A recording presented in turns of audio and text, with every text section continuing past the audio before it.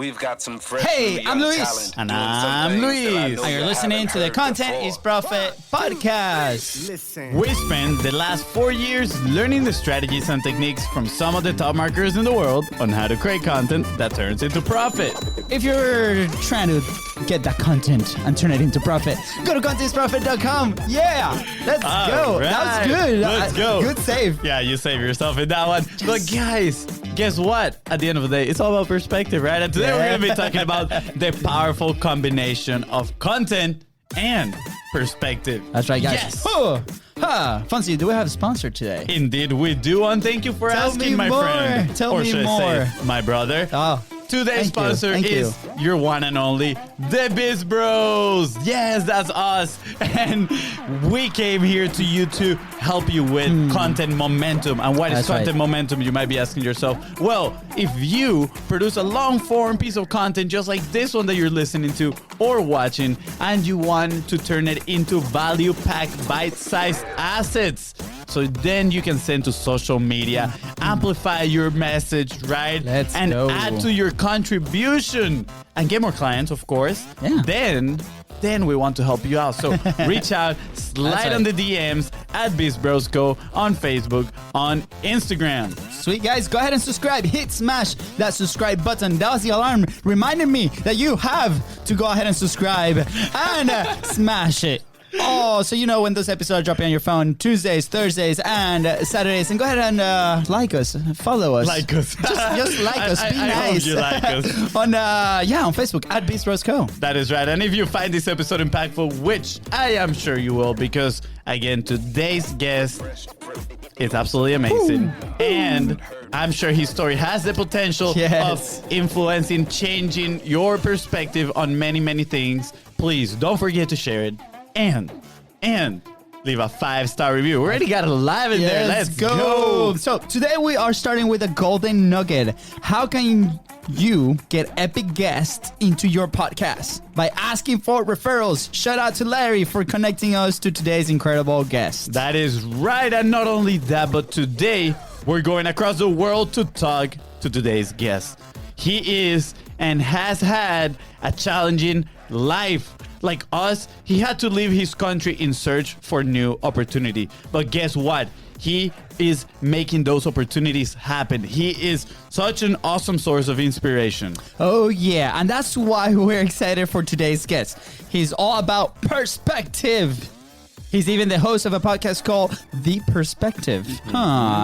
He has also sold over $1 million in sales for different brands in 1.5 years, and he's working with Team Gary V on the Gary Vaynerchuk's Arabic content. Fun fact, he actually grew Gary V's YouTube channel, that one, the Arabic YouTube channel, from 2K subscribers to 86K subscribers. That's 80 in a short period of time. thousands. Yeah. Thousand. That's a lot. 86,000. Love it. Now, he is such a cool dude.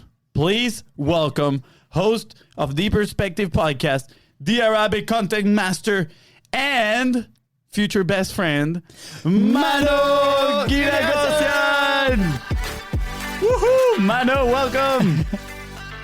Thanks for having me, guys. Great intro, by the way. It's really a pleasure to be with you today.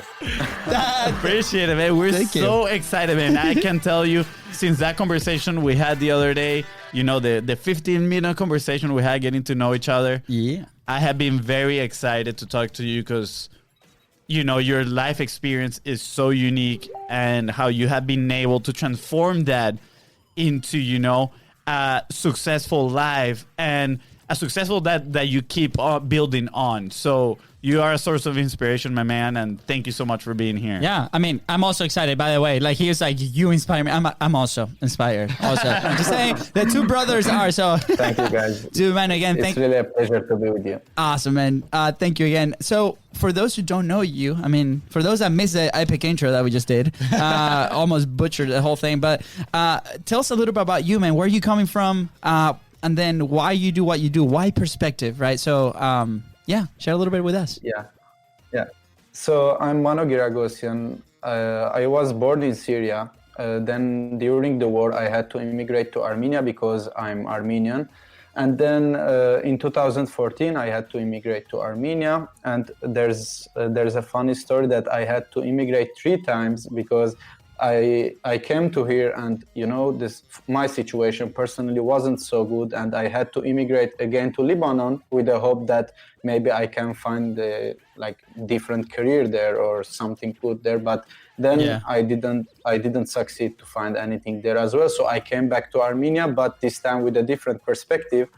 And so I was born in Syria. We immigrated, we didn't have a lot while immigrating. That's why at the end, when I came to Armenia, I had to find a job.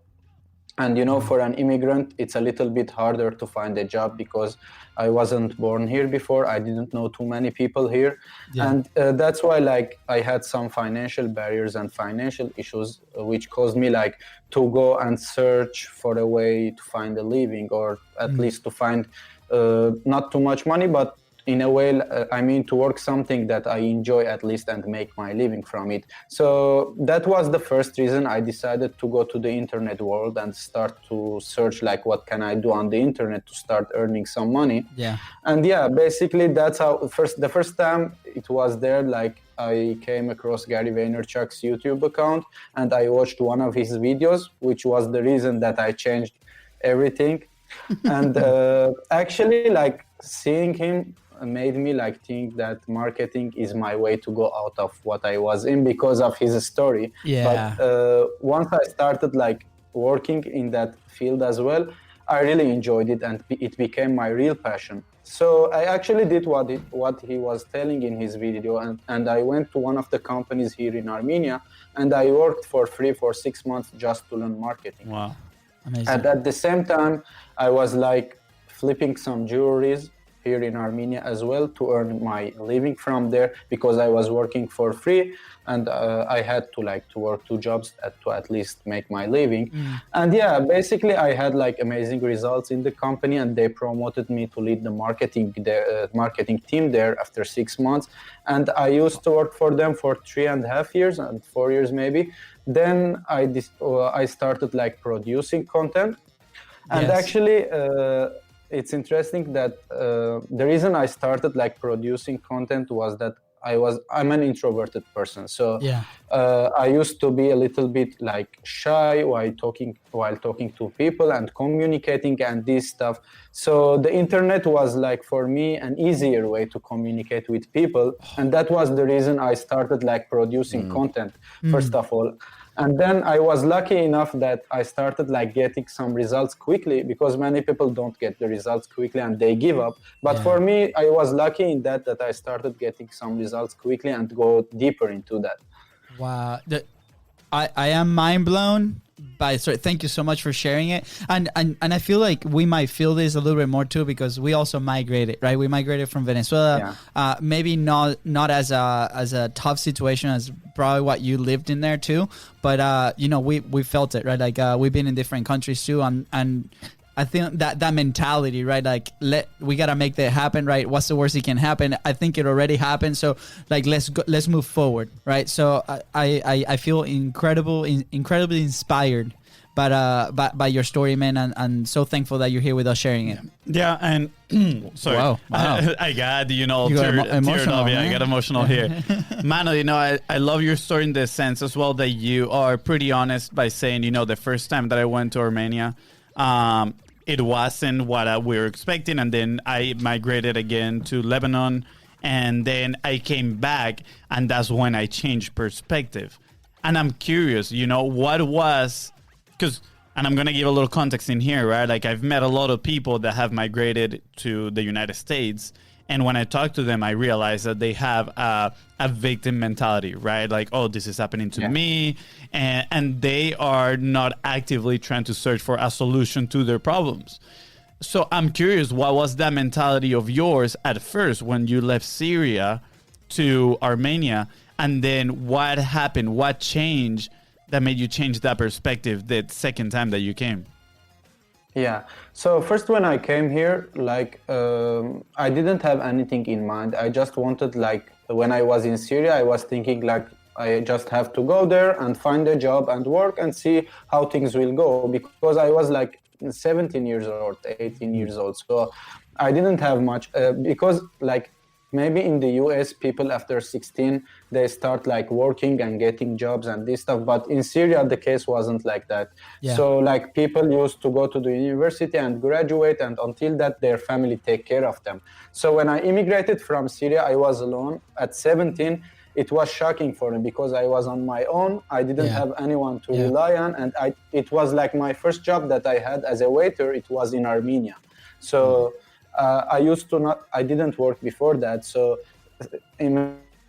for example, when someone asks me for something during the job and this stuff, I used to feel like I didn't used to feel comfortable because it was my first job, and I was some sort of a kid. I mean, at that time, and as you mentioned, I used to have this victim mentality as well. Like, why do I have to work these jobs?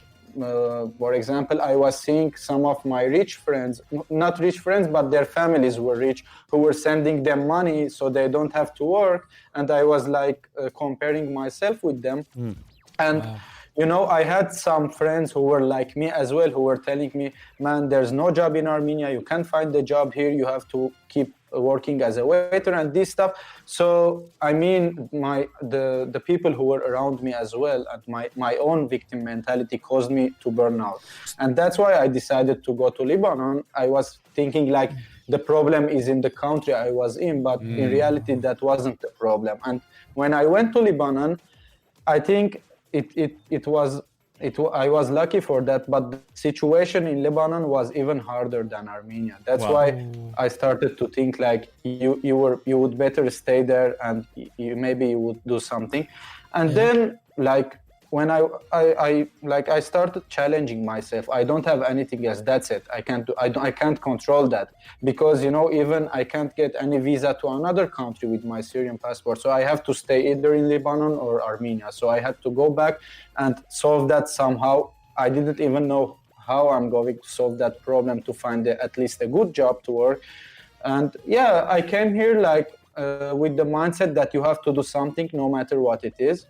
And once I started watching Gary's videos, that's why I always mention him in all my interviews, or every time that I tell my story, because in reality he was the person, not directly but through his content, that changed my life, that I had different perspective, that no victim mentality, you have to work hard, and there's a hope. Actually, that was the biggest point that I saw. There's a hope to at least work for that. That's incredible, man, dude. So for you guys listening and watching, right, if you're creating content, let this be a lesson. You don't know who you're inspiring with your words, with your actions, with what you put out there. Mano is the perfect example, right? And you change your life completely. And I just want to highlight some points here, right? You mentioned, what changed so you could have a new perspective, right? You went to a new environment that you thought it was going to be better, and it turned out to be probably a worse situation. You're like, man, I have the chance to go back. Then you said the problem is the environment I'm in, right? That mentality, right? Of kind of letting the circumstances dictate yourself and your future and who you are. Yeah, and sometimes that needs to change, right? And I'm curious, on your mind, how was that process, right? And we can dive into that in a second. But I think the most important part here that I took from that story was accepting the brutal facts of reality. When you mentioned, with my Syrian passport, I cannot go anywhere else. I cannot get a visa for anywhere else. And you accepted that, and then you're like, I'm gonna take action, right? And then you started implementing. And most people here, maybe in America, don't feel identified with that, because somebody being from the United States, for example, can have a lot of doors open themselves because of the situation of the country that they were born in, right? Us as Venezuelans, it's pretty challenging too. We have to jump through a lot of hoops to be able to come here or stay here in the States. And there's obviously that perspective of, okay, this is the scenario I'm in. Can I accept the brutal facts of reality? Can I actually move forward? And I feel like you made the most out of it. And I praise you for that, man. Thank you for sharing that very important lesson. Yeah, absolutely. I want to give a little quick shout out to Joseph Hansen, who, he's the one that actually mentioned that. It's called the Stockdale's paradox, which is not losing faith, but accepting the brutal facts of reality, right? And I think a lot of people, they have faith, yet they don't accept the brutal facts of reality. And then that's, I feel, when the victim mentality takes over, and it's very difficult to escape that. Actually, it is, it takes a moment it can shift your mindset. And for you, it seems that it was a moment where you realize, wow, I moved into a country that is even more difficult, right? So probably it's not the environment, it is me, the one that has to make this work, right? How, like my brothers say, right, what was going through your mind at that moment to make that decision? What caused that awareness in you to say, okay, I cannot be a victim anymore. I have to start moving forward. I need to start taking steps. Because, for example, for my brother and I, when we started our business, we were in a place of need, right? We were, in a sense, greedy because we were, and now we call it differently. What was it? Self-preservatory. Because we needed the money, right? Because we didn't have our parents sending us money from our country because of visa limitations. We couldn't go out there and find a job. So we're like, okay, we got to create our own stuff. There's no other way. And that's when our entrepreneurial journey started, right? What was that moment for you? For me was that moment. So when I started searching, I told you that I went to one of the companies and to work for free for 6 months. Actually, at that time, before started working for some of the companies, I was searching just for internship in different companies in Armenia. And imagine, even though if I was willing to work for free, I got rejected maybe from 5 or 6 companies. I don't know the exact number, but from too many companies, because I didn't have education at that time. I graduated from high school in Syria, and I came here to start going to the university in Armenia. And I didn't know English. In Syria, we used to speak Armenian with my family because we are Armenians, and Arabic in the country because we are living with Arabs. So I didn't know English. I didn't have any skills yet because I didn't know anything. I used to get rejected a lot. So from my nature, I'm too competitive. When someone tells me something, I always like to prove them wrong. Even though I don't care about people's opinion, now I still feel competitive sometimes. So the main reason for me was to prove people that they are wrong, that they would want me to work for them later, and I won't do that because I already have my business. And the other thing is that mainly for my family, because my family had very hard time for even afford sending me to Armenia to study here and this stuff. So I was willing to give back to them. That was the second reason. And the third reason was for me just to improve my life. And I decided no matter if in reality there's hope or not in Armenia, no matter what people tell me, I'm just going to follow what I want to do, and let's see what would happen. I just eliminated all the external noises. I also got rid of all the toxic friends that I had that they used to tell me I didn't get rid of them completely, but I just decreased the amount of time I spent with them because they are still my friends and I love them, but they were affecting me. So those were the two things I was doing. I got rid of all the leisure, all the fun that I used to have before. I was just focusing on work, and I used to just work every day for 2 years. I worked for 2 years, every day, even on the weekends. And it's funny that until today, I just don't take days off because I'm used to that. I enjoy it. It got embedded in me because I used to not take days off. So I worked for 2 years and I wasn't producing content at that time. I was just learning. I was just testing everything and learning. And after that, once I became more confident that I have some information that I can share.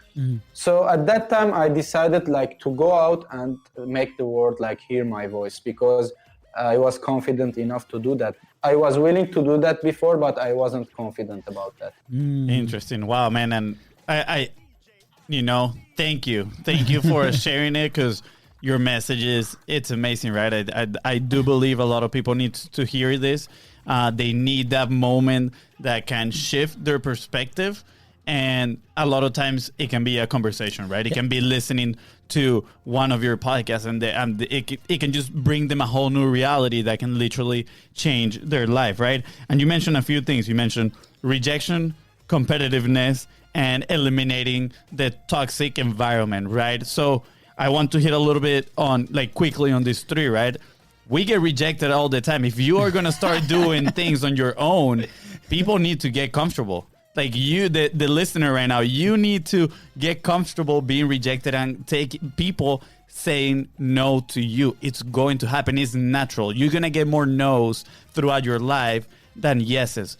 But if we don't ask and we don't put ourselves out there, we're not going to get any yeses, right? So that is an important lesson that you mentioned right there. You were looking at all these places for internships, and they said no because you had no education, no background. And guess what? You decided, well, what if I can just work for free for a company? And you took the risk and you did it for 6 months. Wow. Talk about that. Like who, like I want people to envision themselves doing work for free for 6 months. That is something very difficult to do, right? So and not just like one job, 2 jobs, right? Because you were flipping jewelry on the back end to be able to live. And I was going to ask you that, right? Because a lot of people are like, okay, well, I cannot just like quit my job. And I was having a conversation yesterday with a friend, right? And this friend is not enjoying the environment that he's at, and he's calling us and, man, like, I see you guys on the show, and it's incredible what you guys were able to, build this last 9 months. I remember the conversation that I had with you, Luis, that when you were like about to quit your job, right? And to me, I had some expenses. I have a baby, like at the time I have a wife. So to me, the only solution that I had to go do, because I want to dedicate more than 40 hours a week to Bizros to make sure that this moves forward, I had to go to 8 different banks to get some money so my wife could go to school and provide for the baby, right? So more people are like, are you insane? Why are you taking personal loans? I'm like, that was the only opportunity that I saw feasible at the time, right? Because I didn't have time to go do a second job. I was already doing that and I wasn't getting results. So my friend goes and he's like, man, okay, well, I'm getting paid, but I have this passion. I want to start traveling, and he has a following, and I'm like, I want to pursue that, right? I want to create these relationships, but and I'm like, what's holding you back? And he's like, well, the paycheck. And I'm like, okay, let's say you quit tomorrow and they don't pay you. Are you going to be okay? I'm like, and he's like, yes. Like I live with my family. Are they charging you rent? No. Do you have a girlfriend? No. And I'm like, you cannot be in a better position to chase your dream, right? And I'm going to tag that person after this video is done. I'm like, you need to listen to this because that might be the move. And sometimes we're so tied to that. And then we're like, okay, what's the worst that can happen, right? So, Mano, you're going to be my story, my to-go story. And I appreciate you allowing me to do that because this is incredible. A lot of people need to listen to this. Like, we're so scared of taking that risk, right? And like you said, with change of perspective, right? It's like, what's the worst that can happen, right? You're going to have people there supporting you. You're going to have, you're going to have somebody that says no, but it's going to send you in the right direction, right? We see no as good things. Like, okay, it's just pointing me in the right direction. That was the wrong direction. Perfect. I know now. This is a piece of information. Yeah, it's like little bumpers along the road that just like send you in the right direction, like my brother say, right? And the other thing I wanted to mention is eliminating the toxic environment, right? And I'm going to actually connect this to control your inputs, control your outputs, right? And a lot of people, when the first time I heard that, I was like, wow, that makes so much sense because we are consuming so many stuff every single day, yet we're not actually controlling what we put in our mind, right? And sometimes is that friendship that is telling you constantly, like, why would you do that? Like, that makes no sense. Go get your normal job. Or like, why would you even risk X, Y, and C? Yeah. And that is input that is coming into your mind and is taking space in your head, right? So then it is difficult for you to have an extremely good output, right? If all that you're hearing is all that negative stuff. So, man, it is so amazing that you recognize that and you were, you said, you know what? I'm going to cut my time here a little bit so I can control the information. I can probably, listen more about Gary Vee, about what he's doing, about how he's changing his life, so I can change mine as well, right? And with that, I want to say I'm extremely curious what attracted you to Gary Vee and his message, right? Because I love Gary Vee. Don't get me wrong, right? I don't think I'm a fan of the hustle 24/7, never rest. But I love his message on starting, do your thing, right? Like, you don't have to go the common route. Like, you can build your own future. And I love the fact that he's he has the immigrant story as well. I think that is absolutely amazing, and that's probably how he connects a lot with people. But I'm curious, what was it that connected with you? Yeah. So first of all, the reason that I was connected with him was that his story is similar to me somehow. Like, he again had to immigrate. He had tough times. Like, he didn't know English as well when he immigrated. And like, we have a lot of things in common, like in terms of the situation that like immigrants deal with. And not just Gary Vee, there are some other people as well, like Patrick Bet-David, that those people again who my story relates to them. Yeah. And like when it comes to the thing that you mentioned, like people confuse between hustling and like burning out. You know, when Gary tells like hustle, he doesn't mean to work 24 hours a day. He actually tells that you can sleep 8 hours, but the times that you are when you wake up, you have like maybe 16 hours in the day.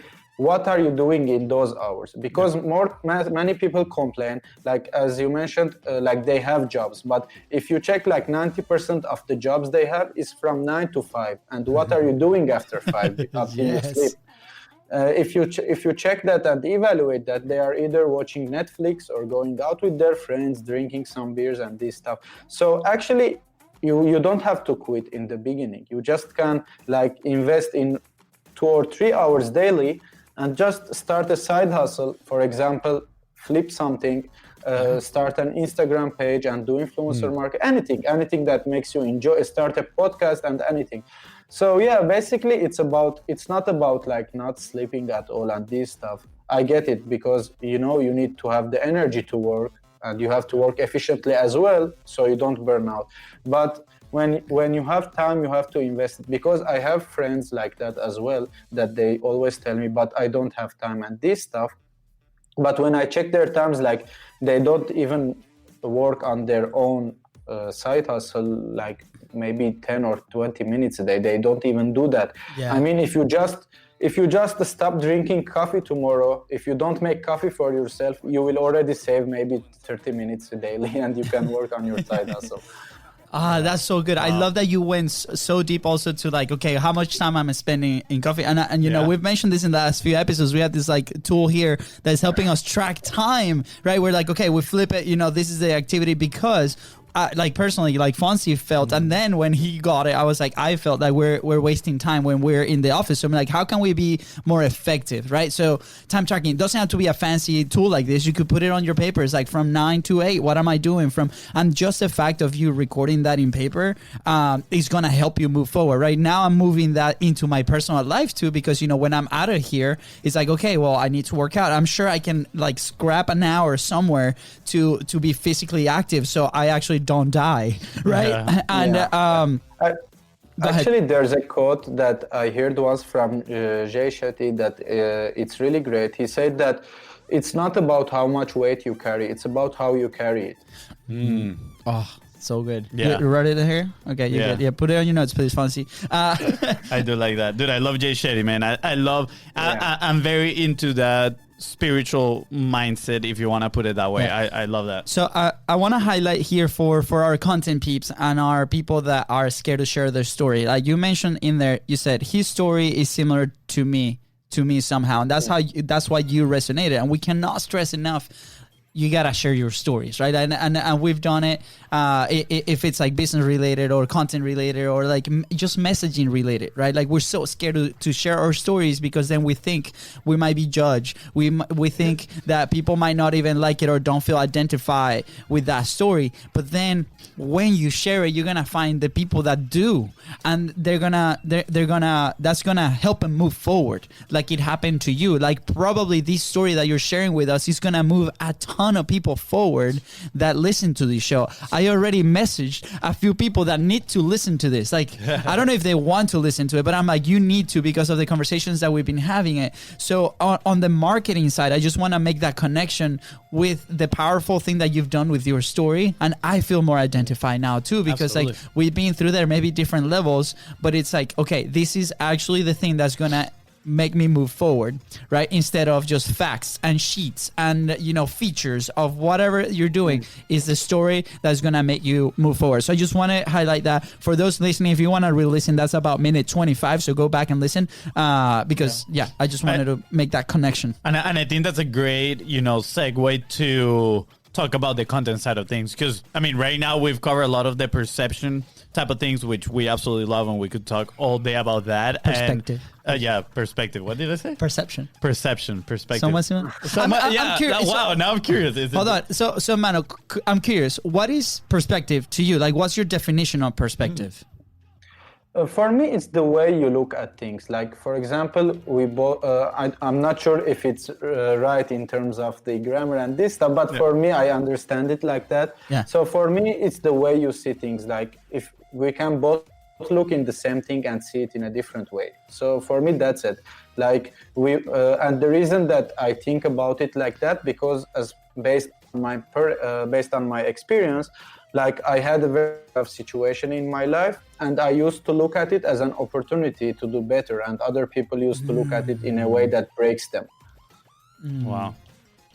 That's awesome. Hold on. We're gonna have to make a timestamp right there, because that's definitely, we're gonna edit that part right here, and we're gonna use this. I put exclamation points here for the team. Danny, if you're listening to this, this is the part that we want. Now, and you know, perspective has been such a big word for us in 2020, because I don't know if you've heard our story, but in March, right, we lost about 80% of our business. At the time, we were freelancing, and I personally thought, you know, I went into crisis mode, because I'm like, okay, you know, I have these loans, I have the family, I have the baby, like, what's going on, right? I'm Fonzie a little bit, you know, more calm in those situations, and he's like, man, let's change perspective. We were actually looking to stop working with these people, right? This is the perfect time to start the show that we talked about starting 2 years ago, right? Like, we have some time, let's do it. Guess what? 3 weeks passed and we recovered the business, right? So it's not a big deal. And then a month passed, and then we triple sales, and then, you know, we were able to increase our resources and our team members, and it's been incredible. So that for us, 2020, I think, like, has been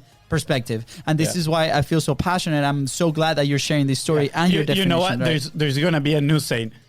Sorry, wow. I'm like, so the weather in here changes like crazy. Just so you know. So I'm guessing you do Celsius as your temperature. What? Celsius. So it's okay, man. It's okay. Yeah, Celsius degrees. So on temperature. Yeah, on temperature. So like, in the morning was like 4 degrees, super cold, and in the afternoon it gets up to like 22. So the change of temperature is killing me over here. Now I got like allergies going on. For those in Fahrenheit, you know, we wake up at 32 Fahrenheit, and then at night it's like 80 degrees Fahrenheit. So in the afternoon it's like 80. It's insane. But whatever. That was a super tangent. Is because you've seen me right now with like sneezing and all that stuff. But Mano, you know, we all know the saying of ClickFunnels, which is you are one funnel away, right? Let's change that, and now is you are one change of perspective away. Ooh. Maybe. I like that. I like that. Approved by Mano. Let's go. Approved by Mano. Let's go. So yeah, let's make that segue into content, right? Of course, again, Gary Vee, great inspiration, and he is all about content. Publish, document over create. So once you started your 6-month, let's call it an internship, or no, let's call it your 6-month job that you were doing for free, right? What was it that you started implementing there? Was it content? Immediately you started with content, or how did you manage, you know, to put content into these companies that you work with and yourself? Yeah, so basically, first of all, I was just doing it like for the companies that I was helping them in terms of social media. I was producing content for them. So it's a little bit different than what I do for myself. I mean, the main concept is the same. but the type of content changes a little bit. So first of all, I wasn't producing content for myself. I was just doing for different companies. And as I work with e-commerce brands who sell physical products, it was like I was like more like diving deeper on what people like to see and how I can like provide them with a content that doesn't feel like they are being sold to, that it doesn't feel like marketing, so they engage with it. So that's how I started. And then when I started like producing content for myself, I found out I was thinking before like it would be something different at all. Like I was going to share my story, I will share marketing tips and this stuff. But when I started producing content, I was getting some results, but not crazy results. And I started seeing that there's something wrong in that. When I was succeeding doing it for companies, but it wasn't working for me when I'm doing it for my personal brand. So then I started like to think about that, why it's working for companies but not for me. And I found out like what I was doing is that I was learning some hacks when it comes to marketing, but I don't know the main concept behind it, why the hack is working. So once I started learning the concept, I understood that marketing is all about three things, no matter if you do it for like a company or for a personal brand. So it's about three stages that you have to focus on when it comes to producing content. It's the awareness, consideration, and conversion. And what interesting is that I found from Facebook's ad manager dashboard. So when you go there to do some Facebook ads, they ask you to choose an objective, and there are three words there: awareness, consideration, and conversion. And I noticed that all social media advertising platforms use those three terms, which means like there's something in that. Awareness is like, no matter if you do it for a company or for yourself, you have to bring awareness to your personal brand, where you need to like share content that gets you more reach, to reach more people. And consideration, when it comes to your personal brand, is where you have to establish your authority and like create relationship with these people to make them trust you. And the conversion, when it comes to yourself, again, it's about like selling them a package you have or a marketing service you have. And when it comes to companies, it's again selling them a product that they provide. So once I understood the link between these two, now like how content works, I started like no matter if I do it for brands or I do it for a personal brand, I understood that it's the same concept. You just have to like customize it so it fits for you. Yeah. Wow. Master class on marketing, by the way. Like that, if you see me looking down, that's because I was taking notes like crazy. Yeah. And I highly encourage listeners to go back to minute 35 where you start doing this, because these 2 minutes is pure gold. Yeah, definitely. This is extremely valuable for anybody that wants to start creating content, right? Because a lot of times they're like, what do I create? I don't know what to do. And I think by knowing these three stages, you will know exactly what to do, what to promote and where, and to what audience, right? Because probably I'm not going to show any consideration type of content to people that are not even aware of me yet, right? So once I make them aware of me, now I can start the stage of consideration and start to, establish or the authority, build that relationship with them. So wow, that was absolutely amazing. And you mentioned something at the beginning about the main concept of content, right? And I'm curious, what is your own personal definition of perspective that you have? What is your own definition of content? Yeah, for me, content is like your message. It's the same way like when you text someone and you tell them about something. For example, I launched my company, and when you tell your friends, I launched my company and this is the services I would be providing. It's the same way that you do that, but this time you do it in public. When you do it, like when you communicate with all people. What's harder in producing content is that now you are communicating with too many people at the same time, and that makes it harder. Like you have to like you can't be everything for everyone, but you have to understand your audience's language. So at least people who matter for you, like your audience, understands you, all of them, and like get context on what you do. So for me, content is like your message that you will communicate with your audience with. Absolutely. Yeah. I think that leads perfectly to my next question, which was, how do you get to know the people, right? How do you get to know what they want? How do you get to know how to communicate that message in the most effective way, right? Because again, it's not just about selling. And I think a lot of people think content is just about selling, but it's about, for us personally, is building that relationship. That is key number one. Yeah. With no relationship, nothing else is going to happen. But everybody talks about, you need to know who your dream audience is, right? You need to understand them. How do you go about finding out that? Yeah, so actually the way I did it first, it was like just putting out content randomly for the first few months. And I was getting like comments, reactions from it. And for me, I started on LinkedIn because organic reach on LinkedIn is higher than other platforms now in these 2 years. So that's why I started on LinkedIn. First of all, I didn't have any strategy. I wasn't using the concept of the 3 phases that we talked about. I was just putting out content randomly. Like, for example, whatever comes to my mind daily, I just share it. And I started like, then I had maybe like 50 posts, 60 posts, and I started going through them and review it to see what's working, people are engaging with what. For example, you might find some posts that are not working well, some type of topics that are doing great. So you see the comments, you read them. Also, people start reaching out to you, like to tell you if they like this or that. And people like to share their opinions. That's why I always ask questions in my content. At the end of my posts, sometimes I write like some call to actions to ask them to leave a review and this stuff.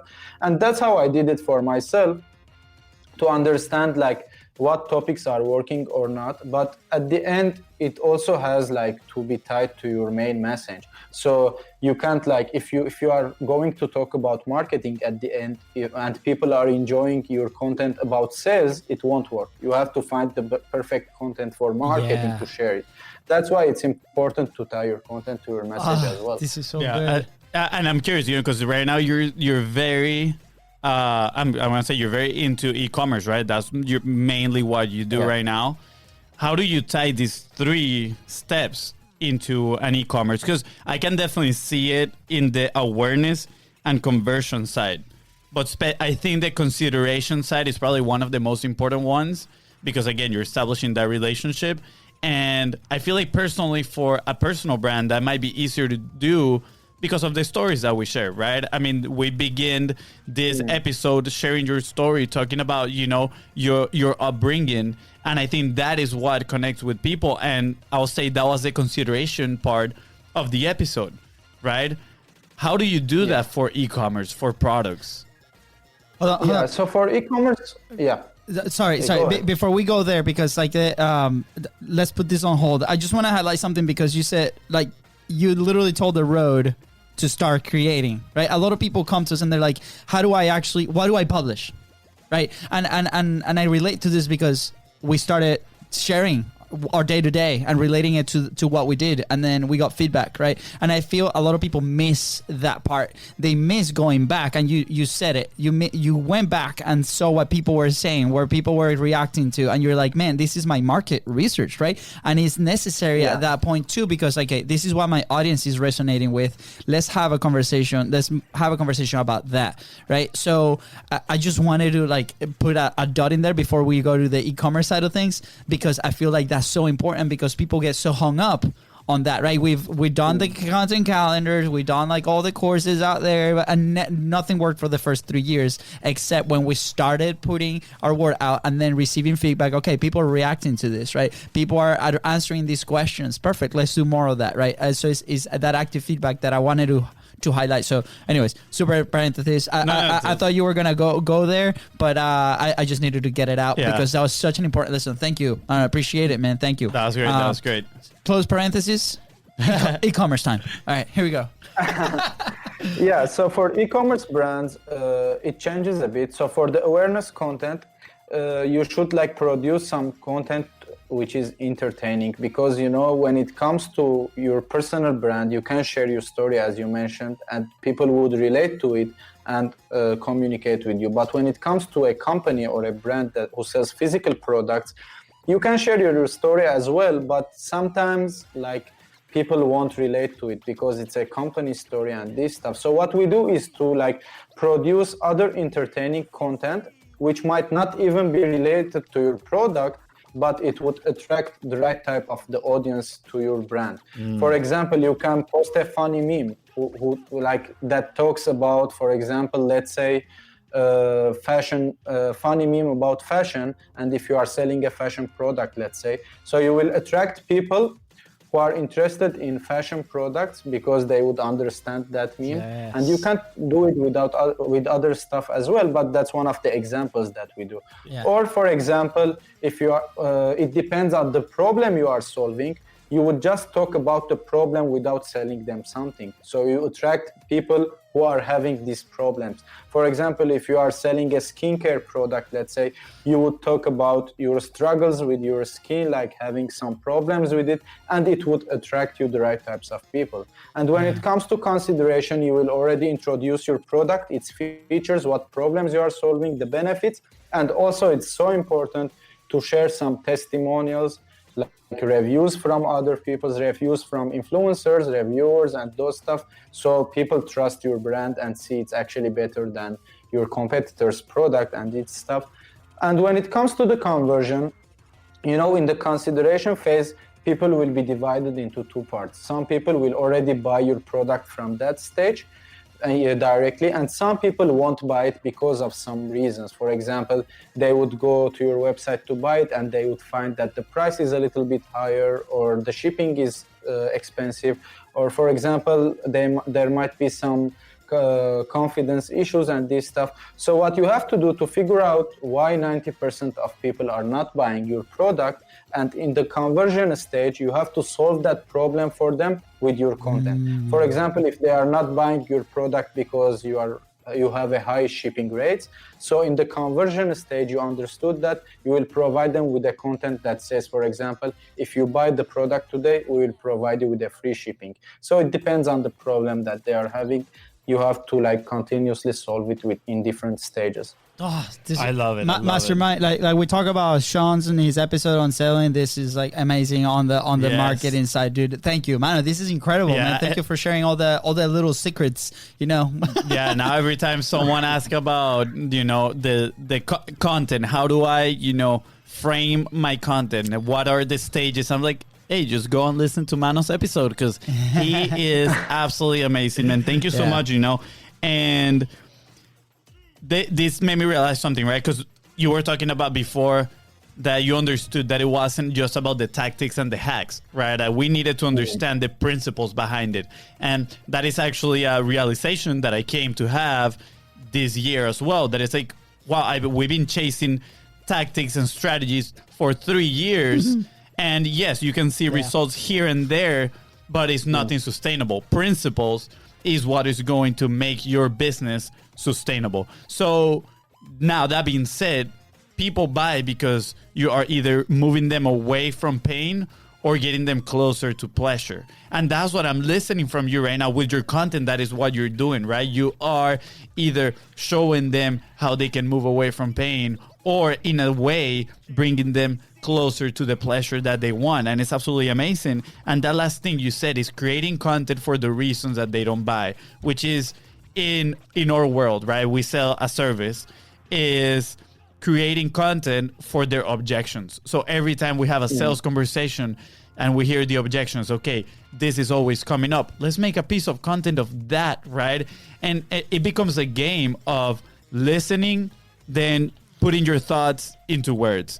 Listening, then putting your thoughts into words. And I think it's fantastic because you have just literally proved to us that is not necessarily, it's a principle, right? The principle, again, of listening.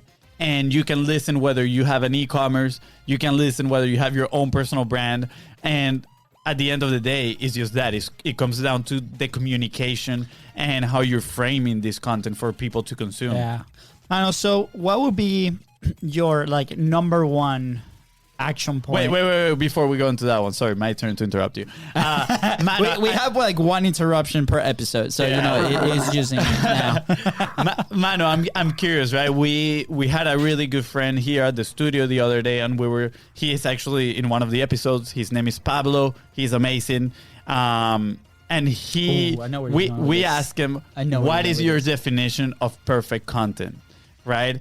And I really loved his answer, if I'm being honest, right? And I'm curious to know, what is your definition of perfect content? And I want to put this out there. I'm not comparing them. I'm sure both are valuable in their own way. And the reason I'm asking is because new ideas form from connecting two different ideas that already exist, right? And that is my total selfish purpose of asking this question, is because I have now Pablo's idea and I want to hear your idea and see if I can make a connection in there and make a different idea as well out of that. So what would be your definition of perfect content? Yeah, for me, it would be like two things. It would be the content first that educates my audience and provides them with value, and at the same time entertains them, and so they enjoy it. Because people consume content for two reasons: one, to be educated, and two, to be entertained if they are bored or something. So if you combine these two together, and of course everyone won't enjoy your content, you just need your audience to enjoy with it. And perfect is subjective. Like, you might think that, for example, sometimes I would write a post and I think that it would do very well, and I post it and no one likes it. And also sometimes I think that this post won't work well, but when I post it, people like it. So it's all about your audience. Like, if they are enjoying it, then it's perfect. Oh, that's so good. I love it. I love that perfect is subjective, because indeed it is. Actually, right? And that's probably the reason why I'm asking this question, right? Because I want to know your side of that, your perspective on that content. I think it can also evolve, right? Like, your perfect content will evolve. For us, when we first started, because we weren't publishing anything, the perfect content was the content that was going out. Literally. The content that was published, that was perfect. And we tell the story of we had to track something, so we decided to track consistency. That was the thing, because if we're not consistent, then we cannot track anything else. So I think it depends also on the stage where you sit on the content creation phase. Like, if you create zero content, your perfect content is the one that goes out. Right after that, then we can start, and then it evolves, right? So and we actually, when we talk about the publishing pyramid, right, which is one of the frameworks that we've developed through our journey, we say the perfect message is the one that you share, right? Because if you have what you think is, and I'm doing air quotes for those that are listening right now, the perfect message, but you don't share it with the world, it's really not that perfect, right? It's just going to be perfect for yourself. You're the only one that's going to have it, but you're not influencing anybody. You're not helping anybody, right? So put it out there, and it is an ever-evolving thing. Like, the more you say it, and we've noticed this with our own content and our own self, that the more we talk, we can see the change and we can see the message evolving, and it goes from perfect to perfect to perfect, right? Like, again, or perspective of perfect change as we go. But this wouldn't have happened if we would have kept that message all for ourselves.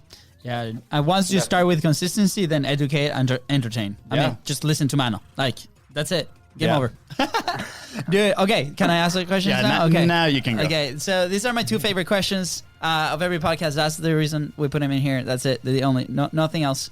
What would be your number one action point for somebody that's starting their journey? Like, we can talk perspective side or we can talk content side. I'll leave it up to you. But somebody that's out there that wants to share their message, either for them or for their business, what would be something that they can do today to create that momentum?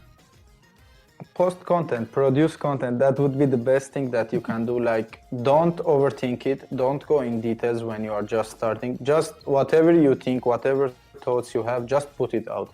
And after that, once you have like a specific amount of content that you already put out, you can just analyze it and see what's working and what's not. And then you can just strategize for it, because without starting, you don't know like what's working, because there's no fixed rule for success in content. Like maybe one story would work for me but wouldn't work for you, so you have to test it on your own.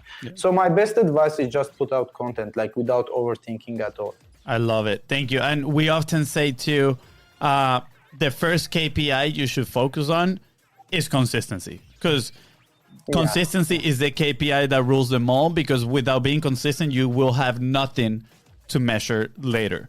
So thank you for sharing that. Just create content, right? Like just put yourself out there. And we could totally do another episode on this, because putting yourself in front of a camera, there's so much that goes internally, right? All these fears that people have. So we might have to bring you a second time, Mano, and have that conversation. Definitely, I'm happy to do it. Thank you, man. So where would you be if you did not publish? Can you please repeat it? Where would you be if you did not publish? Like where in life? Like yeah. I think I would be working in the same thing like I'm doing, but I would have less business, less clients, because fewer people would know me like without publishing content. Everything, like I started my business without producing content, but I scaled it after producing content. So I wouldn't be able to scale it without producing content. Wow, that's amazing. Thank you so much for sharing that. Again, the magical content right there. You know, it helps you. It can help you. You say you started without content. For some people, it can help them start their business. But if you want to scale, you need content, because there's no other way people are going to hear from you. So thank you so much. I actually want to give a shout out here to Gary V for, dude, for creating, helping shape, dude, who you are today, Mano, because it's amazing.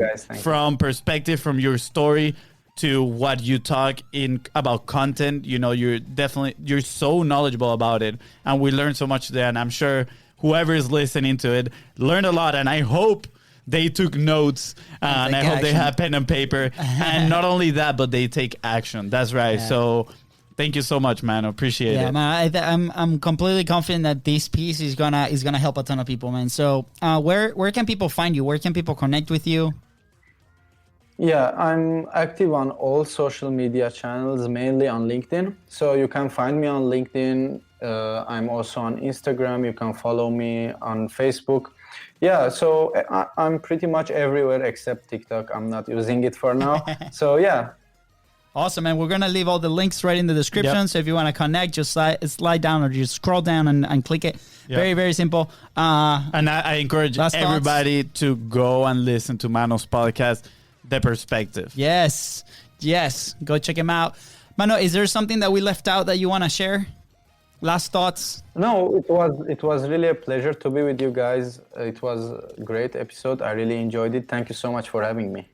Absolutely, man. Thank you so much. And with that being said, guys, thank you for tuning into the Content Profit Podcast. Go ahead and subscribe. Smash that subscribe button and follow us on social media at BizBrosCo. That is right. And if you find this episode impactful, which I am sure you did, please don't forget to share it. You can change somebody's life. Yes. And leave a 5-star review. Thank you. Thank you, guys.